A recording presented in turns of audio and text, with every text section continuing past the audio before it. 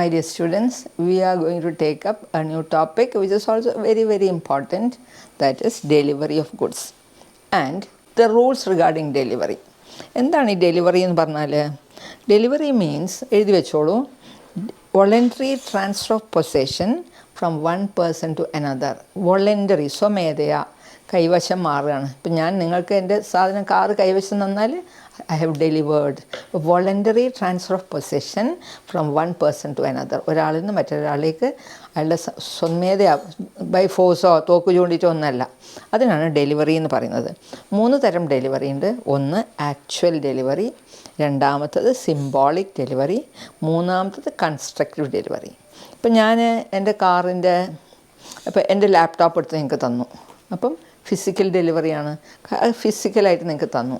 നേരെ മറിച്ച് ഞാൻ എൻ്റെ കാറ് നിങ്ങൾക്ക് തരാം, കാർ എടുത്ത് തരാൻ പറ്റില്ലല്ലോ. അപ്പോൾ കാറിന് പകരം എനിക്ക് കാറിൻ്റെ താക്കോലും തന്നു, കാറിൻ്റെ RC ബുക്കും തന്നു. അപ്പോൾ അത് സിമ്പിളായിട്ട് സിംബോളിക് ഒരു അടയാളം, ആ സാധനം തരുന്നതിന് മുമ്പ് ഒരു അടയാളം. So that is called symbolic delivery. മൂന്നാമത്തത് കൺസ്ട്രക്റ്റീവ് ഡെലിവറി. എന്താ ഈ കൺസ്ട്രക്റ്റീവ് എന്ന് പറഞ്ഞാൽ കൺസ്ട്രൂ ചെയ്യുക, അനുമാനിക്കപ്പെടുക, കൈമാറ്റം ചെയ്തായി അനുമാനിക്കപ്പെടുന്നതിനാണ് കൺസ്ട്രക്റ്റീവ് ഡെലിവറി എന്ന് പറയാം. ഒരു ഗോഡൗണിൽ കുറച്ച് നിറയെ ഗോതമ്പുണ്ട്, ഒരു ടണ്ണ് ഗോതമ്പുണ്ട് ഒരു ഗോഡൗണിൽ. മിസ്റ്റർ എൻ്റെ ഗോതമ്പാണ്, പക്ഷെ അതിൻ്റെ ഗോഡൗൺ കീപ്പർ മിസ്റ്റർ ബി ആണ്. എൻ്റെ ഗോതമ്പാണ്, ബീൻ്റെ ഗോഡൗണിൽ സൂക്ഷിക്കാൻ കൊടുത്തു. ഗോഡൗണിൻ്റെ കൂലി കൊടുക്കണം, ഒരു മാസം 500 രൂപ കൊടുക്കണം. അങ്ങനെ എന്ത് ചെയ്തു, ഈ ഗോതമ്പ് സിക്ക് വിറ്റു. സിക്ക് വിറ്റ് കഴിഞ്ഞപ്പം ബി ഗോഡൗൺ കീപ്പറോട് പറയാണ്, ഈ ഗോതമ്പ് ഇനി എൻ്റെ അല്ല, ഞാൻ പൈസ വാങ്ങി വിറ്റു, ഇനി സീൻ്റെ പേര് എഴുതിക്കോളൂ എന്ന്. അപ്പം ബി എന്ന് പറഞ്ഞ ഗോഡൗൺ കീപ്പർ ബുക്കിൻ്റെ അകത്ത് എൻ്റെ പേര് വെട്ടിയിട്ട് ഗോഡൗൺ വീറ്റ് ഓണർഷിപ്പ് എന്നിട്ട് സി എന്ന് എഴുതി, സി ആണ് ഇതിൻ്റെ ഓണർ എന്ന്. അപ്പോൾ അവിടെ കൈമാറ്റുന്ന സിക്ക് കൈമാറി ഗോതമ്പത്തിൻ്റെ അവകാശം, പക്ഷേ ഗോതമ്പ് അവിടെ തന്നെ ഇരിക്കുകയാണ്. അത് അനുമാനിക്കപ്പെടുകയാണ്, ഇപ്പോൾ സിക്ക് കൊടുത്തു എന്ന് അനുമാനിക്കപ്പെടുക. ഇതിനാണ് we call it construct delivery. ഇനി റൂൾസ് റിഗാർഡിങ് ഡെലിവറിയാണ് നമ്മൾ പഠിക്കേണ്ടത്. റൂൾസ് റിഗാർഡിങ് ഡെലിവറി, അതിൽ ഒന്നാമത്തത് സെക്ഷൻ 33 to 41 ആണ് റൂൾസ് റിഗാർഡിങ് ഡെലിവറി നോക്കുന്നത്. അതിലൊന്നാമത്തത് ഡെലിവറി എന്താണെന്ന് നമ്മൾ എഴുതിയല്ലോ, ദാറ്റ് ഇസ് സെക്ഷൻ 33 ആണ് delivery. Voluntary transfer of possession എന്നൊക്കെ എഴുതാം. ഇനി രണ്ടാമത്തെ പോയിൻ്റ് ആയിട്ട് effect of part delivery. Effect of part എഴുതി വെച്ചോളൂ. Effect of part delivery, delivery of part of the goods, അതായത് delivery of part of the goods sold may amount to delivery of the whole if it is so intended and agreed. അങ്ങനെയാണ് ഉദ്ദേശിച്ചതെങ്കിൽ, നിങ്ങൾ മുഴുവൻ കൊടുക്കാനാണ് ഉദ്ദേശിച്ചത്, പക്ഷെ കുറച്ച് എങ്ങനെ അതിൽ കൊണ്ടുപോയിട്ടുള്ളൂ. അപ്പോൾ അതിൻ്റെ അർത്ഥം മുഴുവൻ കൊടുത്തതായിട്ട്. ഫോർ എക്സാമ്പിൾ, ഞാൻ ഒരാൾക്ക് 100 ചാക്ക് ഗോതമ്പ് വിറ്റു. അപ്പം അയാൾ പറഞ്ഞു ശരി, പൈസ മുഴുവൻ കിട്ടിയിട്ടില്ല, വിറ്റു കഴിഞ്ഞു. അപ്പോൾ ബി ഞാനൊരാൾക്ക് 100 ചാക്ക് ഗോതമ്പ് വിറ്റു, എടുത്തോളൂ, ഇതിൻ്റെ ഗോഡൗണിലുണ്ട്, ഗോഡൗണിൻ്റെ പുറത്ത് കോട്ടയാടിലേക്ക് ഇട്ടിട്ടുണ്ട് 100 ചാക്ക് എന്ന് പറഞ്ഞു. അപ്പോൾ അയാൾ അതിൽ നിന്ന് ഒരു 4 ചാക്ക് എടുത്ത് കൂടോട്ടക്ഷയിലിട്ടിട്ട് അയാൾ കൊണ്ടുപോയി വീട്ടിലേക്ക്, അയാളെ സ്ഥലത്തേക്ക് കൊണ്ടുപോയി. പിന്നെ വന്നിട്ട് 4 ചാക്കും കൂടി എടുത്ത് കൊണ്ടുപോയി. അപ്പോഴേക്കും ബാക്കി കൊണ്ടുപോയില്ല, പക്ഷേ ഞാൻ മുഴുവൻ കൊടുത്തതിന് സമമാണ്. ഇഫക്റ്റ് ഓഫ് പാർട്ട് ഡെലിവറി, ഭാഗ്യമായിട്ടാണ് ഞാൻ ഡെലിവറി ചെയ്തിട്ടുള്ളൂ. Maybe amount to delivery of the whole. So delivery of the part of the goods sold may amount to delivery of the whole if so intended by the parties. Parties അങ്ങനെ intend, ഞാൻ 100 ചാക്കും കൊടുത്തതിന് സമമാണ് എനിക്ക്. അത് മുഴുവൻ എൻ്റെ കൈവശം ഞാൻ അയക്ക് കൊടുത്തു, പക്ഷേ അയാൾ കുറച്ചേ എടുത്തുള്ളൂ. അപ്പോൾ പെട്ടെന്നൊരു ഭയങ്കര കൊടുങ്കാറ്റ് വന്നിട്ട് ബാക്കിയുള്ള ഗോതമ്പൊക്കെ ഒലിച്ചു പോയി എന്ന് വിചാരിച്ചോളൂ. പക്ഷേ അയാൾ ഫുൾ പൈസ തരണം, 100 ചാക്ക് ഗോതമ്പിൻ്റെ പൈസ തരണം. അപ്പോൾ ഡെലിവറി ഓഫ് ദ ഹോളിന് സമമാണ്. സോ രണ്ടാമത്തെ ഇഫക്റ്റ് ഓഫ് പാർട്ട് ഡെലിവറി എന്ന് എഴുതാം. മൂന്നാമത്തെ buyer to apply for delivery. ഇപ്പോൾ നമ്മളൊരു കച്ചവടം ഉറപ്പിച്ച് കഴിഞ്ഞാൽ നമ്മൾ സെല്ലർ അങ്ങോട്ട് ചരക്ക് അയക്കണ്ടേ, ബയറുടെ സ്ഥലത്തേക്ക് അയക്കണം, കുറേ ദൂര സ്ഥലത്താണ്. അപ്പം ബയർ അപ്ലൈ ചെയ്യുക, ബയർ ആവശ്യപ്പെടുമ്പോൾ അയച്ചാൽ മതി. അല്ലാണ്ട് സെല്ലർ ബയർ ആവശ്യപ്പെടാണ്ട് അയക്കേണ്ട ആവശ്യമില്ല. അത് മറ്റൊരു റൂളാണ്. Buyer to apply for delivery. Buyer to apply for delivery, seller of goods is not bound to deliver them until the buyer applies for delivery. അല്ലെങ്കിൽ പിന്നെ കോൺട്രാക്ട് കോൺട്രി വേണം, മറിച്ചൊരു കരാർ. ഞാൻ ചോദിക്കാനും പറയാനും നിൽക്കണ്ട, നിങ്ങൾ ചരക്കാൻ കൊണ്ട് അയച്ചോളി എന്ന് പറയാണ്. ഞാൻ ആവശ്യപ്പെടാനൊന്നും കാത്തുക്കണ്ട. അങ്ങനെ കോൺട്രാക്ട് കോൺട്രി ഉണ്ടെങ്കിൽ അയക്കാം. നോർമൽ കോഴ്സിൽ ജനറൽ റൂൾ എന്താണ്? Buyer to apply for delivery, buyer അപേക്ഷിക്കണം എന്നാൽ സെല്ലറൈസ്, അല്ലാണ്ട് സെല്ലറെ കുറ്റം പറയാൻ പാടില്ല. 4ാമത്തെ പോയിന്റ്, ദാറ്റ് ഇസ് സെക്ഷൻ 35 ആണ്. അത് സെക്ഷൻ 36 എന്താണെന്ന് നോക്കാം. Place of delivery. അപ്പം എവിടെ വെച്ചിട്ടാണ് കൊടുക്കേണ്ടത്? സപ്പോസ് ഞാൻ ഒരു ടി വി വാങ്ങാൻ പോയി. അപ്പോൾ ഞാൻ ടി വി വാങ്ങാൻ പോയിട്ട് ഞാൻ ടി വി വാങ്ങി 1 ലക്ഷം രൂപ ടി വി പാക്ക് ചെയ്തൊക്കെ കഴിഞ്ഞപ്പോൾ ഞാൻ പറഞ്ഞു എൻ്റെ വീട് വയനാട്ടിലാണ്, നിങ്ങളവിടെ വയനാട്ടിൽ എത്തിക്കണം. അപ്പോൾ അത് ശരിയാണോ? അപ്പോൾ ഷോപ്പ് കീപ്പർ അന്ന് ഷോപ്പ് കീപ്പർ പൈസ കൊടുത്തു കഴിഞ്ഞു. അതൊന്നും ഞാൻ എത്തിക്കില്ല, എനിക്ക് അങ്ങനത്തെ വണ്ടിയൊന്നുമില്ല, നിങ്ങൾ കൊണ്ടുപോകണം. അപ്പോൾ അതിൻ്റെ നിയമം എന്താണെന്ന് നോക്കിയാൽ ആ ഷോപ്പിൽ കൊടുത്താൽ മതി, അവിടെ വീട്ടിലൊന്നും അല്ലെങ്കിൽ there should be a contract with contract, മറിച്ചൊരു കരാർ വേണം. ഞാൻ ടി വി വാങ്ങുന്നതിന് മുമ്പ് തന്നെ ഞാൻ പറയുന്നുണ്ട്, നിങ്ങൾ ഒരു കാര്യം ചെയ്യണം, ഇതെൻ്റെ വീട്ടിൽ വയനാട് അവിടെ എത്തി, ആ ഒരു കണ്ടീഷനിൽ ഞാൻ വാങ്ങാം. അങ്ങനെ പറഞ്ഞ് അതിൽ സമ്മതിച്ചാൽ ഈ ഷുഡ് ഡെലിവർ ഇറ്റ് വയനാട്. പക്ഷെ അങ്ങനെയൊന്നും പറയാണ്ട് ഐ ജസ്റ്റ് ബോട്ട് ഇറ്റ്, അങ്ങനെയാണെങ്കിൽ ഹി നീഡ് നോട്ട് ഡെലിവർ. അയാൾക്ക് ആ ഷോപ്പിൽ തന്നെ വെച്ചാൽ മതി, കൊടുക്കേണ്ട, ആ വീട്ടിൽ കൊടുക്കേണ്ട യാതൊരു ഉത്തരവാദിത്വം ഇല്ല. അതെന്താ നിങ്ങൾ എഴുതുക? Place of delivery. Goods sold are to be delivered at the place at which they are at the time of sale. At the time of sale എവിടെയാണോ അത് അവിടെ കൊടുത്താൽ മതി. Goods agree to be sold are delivered. ഇപ്പം ഞാനൊരു 100 കസാല വേണമെന്ന് പറഞ്ഞു. അപ്പം 100 കസാല എൻ്റെ ഒരു ഹാളിലേക്കാണ്. അപ്പോൾ അയാൾ ഫാക്ടറി ഉണ്ടാക്കി അയാൾ എൻ്റെ ഹാളിൽ കൊണ്ടുതരേണ്ട ആവശ്യമില്ല, അയാൾ ഫാക്ടറി തന്നെ വെച്ചാൽ മതി. Buyer must go and take the goods. അതാണ്. അപ്പോൾ അതിലെങ്ങനെയാണ് പറയുക? The goods sold are to be delivered at the place where they are at the time of the agreement to sell. നമ്മൾ എഗ്രിമെൻറ്റ് ടു സെല്ലാണത്. ഞാൻ 1 മാസം കൊണ്ട് കസാല ഉണ്ടാക്കി തരാമെന്ന് പറഞ്ഞാൽ സെയിലല്ല, എഗ്രിമെൻറ്റ് ടു സെൽ ചെയ്യുന്ന സമയത്ത് എവിടെയായിരുന്നു, ഇപ്പോൾ ചരക്ക് എവിടെ വെച്ചിട്ടാണ് ഉണ്ടാക്കുന്നത്? ഫാക്ടറിയിലാണെങ്കിൽ ആ ഫാക്ടറിയിൽ വെച്ചാൽ മതി, വീട്ടിൽ കൊടുക്കേണ്ട ആവശ്യമില്ല. ഇനി അടുത്തത് പോയിൻ്റ്, 5ാമത്തെ പോയിൻ്റ്, ടൈം ഫോർ ഡെലിവറി. എനിക്ക് ഒരു ലാപ്ടോപ്പ് വേണമെന്ന് പറഞ്ഞു ഷോപ്പ് കീപ്പറോട്. എപ്പോഴാണ് തരിക ഒന്നും പറഞ്ഞിട്ടില്ല, എപ്പോഴാണ് വേണ്ടതെന്നൊന്നും പറഞ്ഞില്ല. അയാൾ തരാമെന്ന് പറഞ്ഞു. അപ്പോൾ അയാൾ എപ്പോൾ തരണം? അന്ന് തന്നെ തരണോ, പിറ്റേന്ന് തരണോ, അല്ലെങ്കിൽ ന്യായമായ സമയപരിധിക്കുള്ളിൽ തരണോ, അല്ലെങ്കിൽ 10 കൊല്ലം കഴിഞ്ഞിട്ട് തരണോ? നോക്കിയാൽ അപ്പം നിയമം എന്താണ്? ഓരോ സ്ഥാനത്തിനും ഓരോ പോലെയാണ് സമയം. അപ്പം ന്യായമായ സമയപരിധിക്കുള്ളിൽ കൊടുക്കും. ഇപ്പോൾ ഷിപ്പിൻ്റെ കച്ചവടം 1 മാസം 6 മാസമോ 1 കൊല്ലമോ ആവാം. നേരെ മറിച്ച് വാച്ചിൻ്റെ കച്ചവടം അപ്പം തന്നെ കൊടുക്കണം, അല്ലെങ്കിൽ 2 ദിവസം കൊണ്ട് കൊടുക്കണം. So that is it.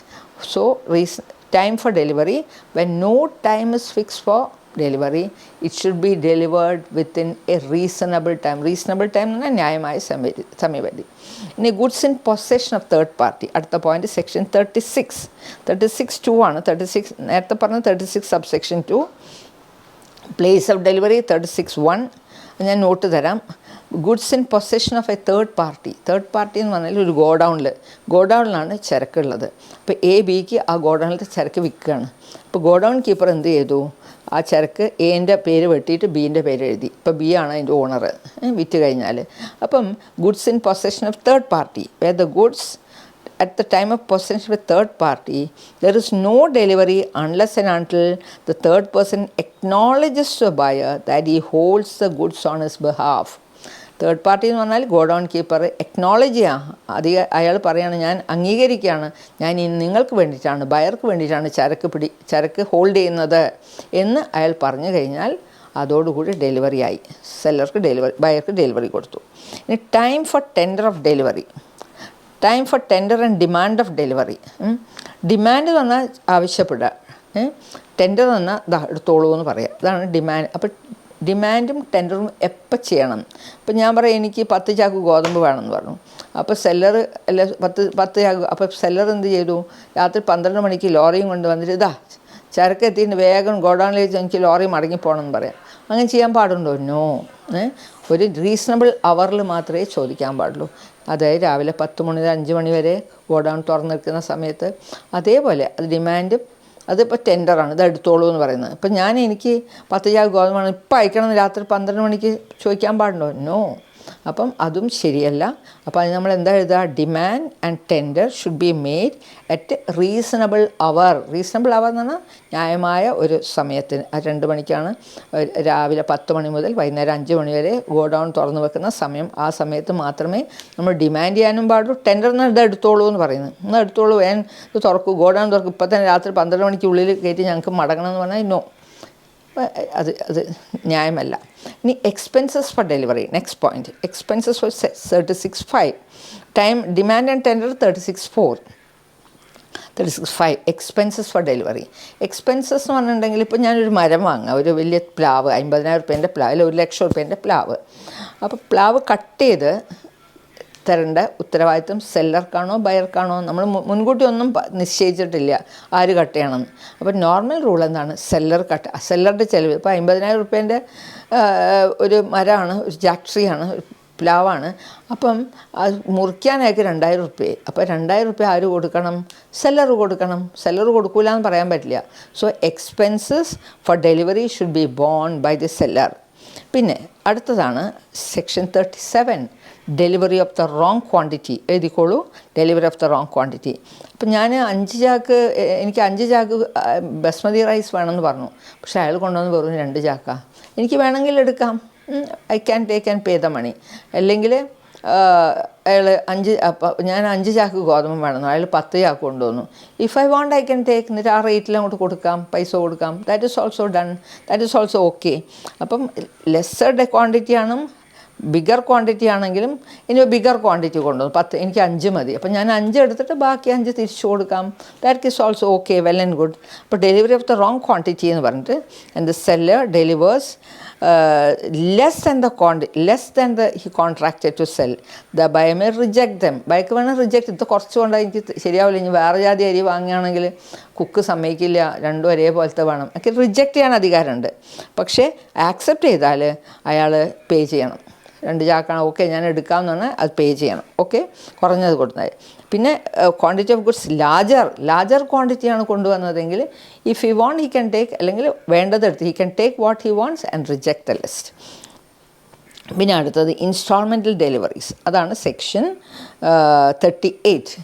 ഇപ്പോൾ ഞാനൊരു 10 ചാക്ക് അരി വേണമെന്ന് പറഞ്ഞാൽ അയാൾ ഓരോ കിലോ ആയിട്ട് വീട്ടിൽ കൊണ്ടു തന്നാൽ ശരിയാവുമോ? അല്ലെ, ഞങ്ങൾ പണിക്കാരില്ല, അതുകൊണ്ട് 5 കിലോ 5 ഒരു സഞ്ചിയിലിട്ട് കൊണ്ടു തന്നാൽ എനിക്ക് ഇഷ്ടപ്പെടുമോ? No. So instalment delivery is not bound to accept. ബയർക്ക് ഇത് പറ്റൂല, എനിക്ക് ഒന്നായിട്ട് വേണമെന്ന് പറയാം.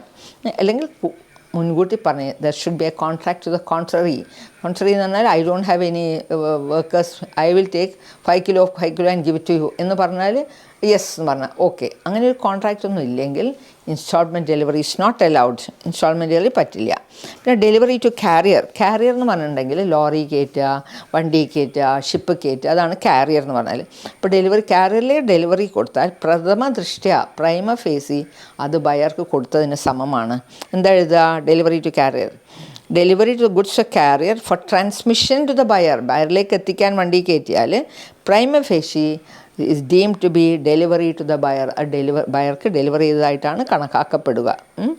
പിന്നെ ഡീറ്റീരിയോറേഷൻ ഡ്യൂറിങ് ട്രാൻസിറ്റ് എന്ന് പറഞ്ഞാൽ എന്താണ്? ഇങ്ങനെ പോയിക്കൊണ്ടിരിക്കും. അപ്പോൾ തുണിയാണെന്ന് വിചാരിച്ചോളൂ, മഴ പെയ്ത് ഫുൾ നനഞ്ഞുപോയി. ഒരു ഗുജറാത്തിൽ നിന്ന് തുണി കൊണ്ടുവരാം, മല്ലിൻ്റെ തുണി, മഴ പെയ്ത് അപ്പോൾ അങ്ങ് ഡീറ്റീരിയോറേറ്റ് ചെയ്തു, ചീത്ത, അതിന് ഉപയോഗിക്കാൻ പറ്റില്ല. മാപ്പ് വരച്ച പോലെ തുണിയിൽ മുഴുവൻ ഉണ്ട്. വലിയൊരു ഫംഗ്ഷനാണ് ഇങ്ങോട്ട് വാങ്ങുന്നത്. അങ്ങനെയാണെങ്കിൽ അതിൻ്റെ ഉത്തരവാദിത്തം ആർക്കാണ്? ഇതിൽ ബയർക്കാണ് നഷ്ടം സഹിക്കേണ്ടി വരിക. So goods are delivered a distant place, deterioration in the course of transmit, the loss will fall on the ബയർക്കാണ് അതിൻ്റെ loss. Though the seller agrees to deliver at his own risk. Seller പറയുകയാണ് ഒന്നും പേടിക്കേണ്ട, ഞാൻ നല്ലോണം cover ചെയ്തിട്ടുണ്ട്, plastic ഇട്ട് മൂടിയിട്ടുണ്ട്, നിങ്ങൾ പേടിക്കേണ്ട, ഒന്നും പേടിക്കേണ്ട, ഞാൻ എൻ്റെ റിസ്ക് ഞാൻ ഫുൾ എടുത്തോളാം, നഷ്ടം വന്നാൽ ഞാൻ സഹിച്ചോളാം എന്നോ പറഞ്ഞിട്ടാണ് സെല്ലർ അയച്ചത്. എന്നാലും നിയമം നോക്കുകയാണെങ്കിൽ അതിൻ്റെ നഷ്ടം കോടതിയിൽ പോയാൽ അതിൻ്റെ നഷ്ടം ബയറോട് വഹിക്കാൻ പറയും. ഇയാൾ ഇങ്ങനെയോ പറഞ്ഞിട്ടുണ്ട്, എന്നാലും ബയർക്കാണ് അതിൻ്റെ നഷ്ടം. അത് വലിയ അന്യായമായ നിയമം ആയിപ്പോയി അല്ലേ കുട്ടികളെ? അപ്പോൾ ഡീറ്റീരിയോറേഷൻ ഡ്യൂറിങ് ട്രാൻസിറ്റ് എന്ന് പറഞ്ഞാൽ ഇടവേളയിൽ പോകുന്ന വേളയിൽ ചീത്തയായിട്ടുണ്ടെങ്കിൽ അതിൻ്റെ നഷ്ടം will have to be borne by the seller. പിന്നെ അടുത്ത point, buyer's right to examine the goods.